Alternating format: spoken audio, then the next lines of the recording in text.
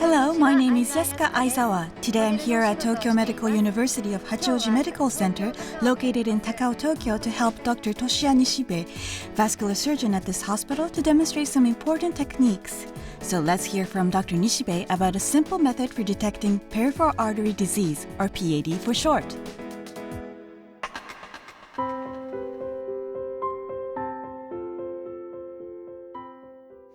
Hello, good to meet you, Dr. Nishibe. Good to meet you too. So, doctor, what is PAD?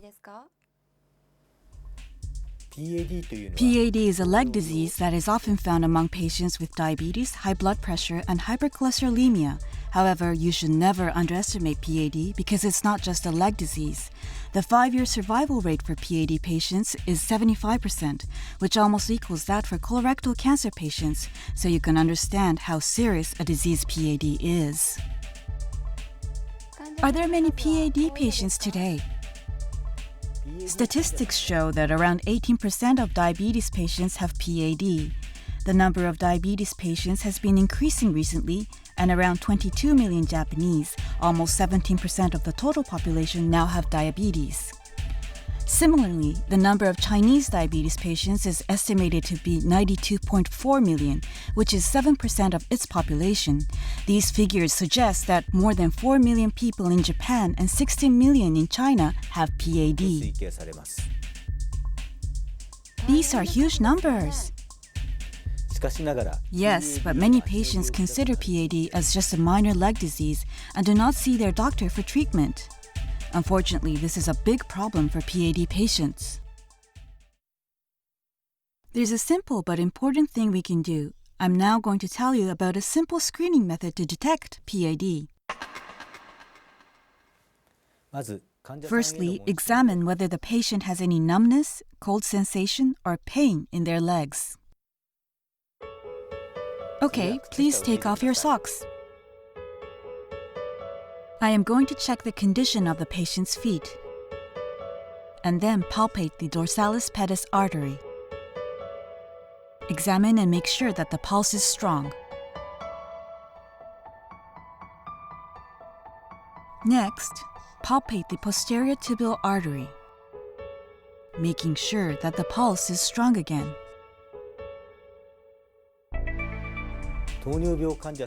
Although it is best for all diabetes patients to get a PAD examination, the examination itself is difficult and not all hospitals have the necessary instrument for detecting PAD.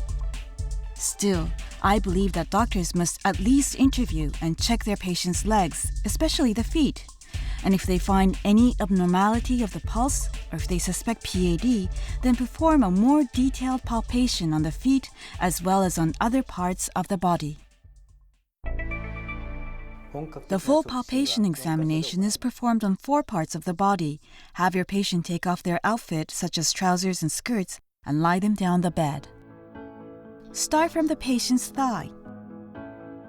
Palpate with 3 fingers to examine the femoral artery.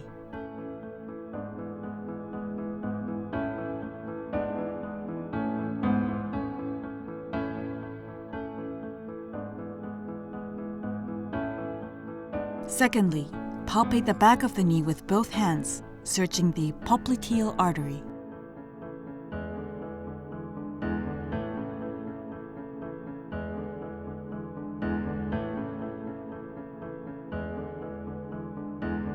Next, palpate the dorsalis pedis artery.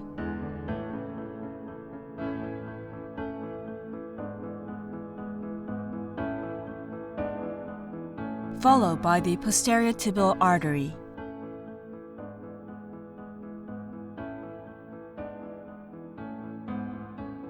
If you feel the pulse is weak or if you feel no pulse, then you should suspect PAD. If you feel some noise in the pulse, it may suggest a narrowing of the vessel. In that case, you should also perform auscultation.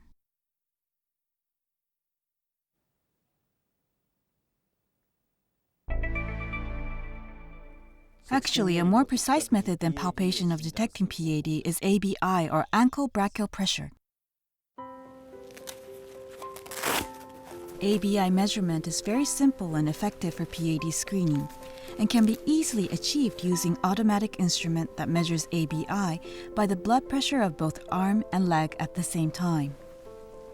An ABI of less than 0.9 is considered to be abnormal and enables a diagnosis of PAD.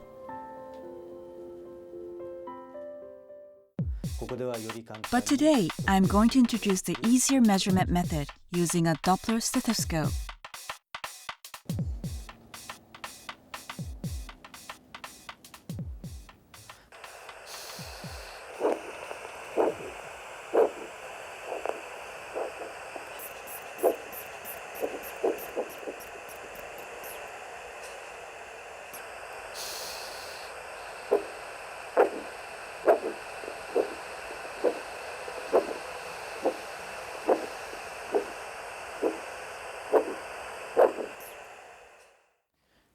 But we must be very careful before confirming a patient is fine because some patients with diabetes do not show any abnormal ABI when their artery has already become too hard. In those cases, you should perform SPP, skin perfusion pressure, by pressuring the feet skin to check the ischemic condition.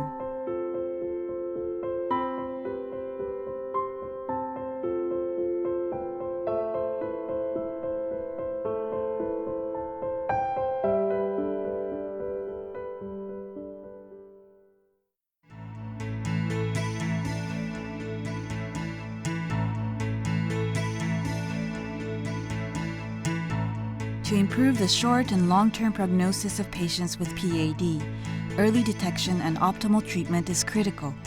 We need to do this because PAD remains one of the most underdiagnosed diseases of all CVD.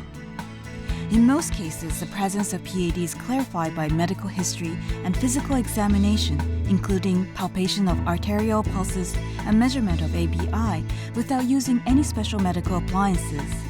So it is vital to start screening your at-risk patients using these methods. We can also make a significant difference by helping to modify patient risk factors.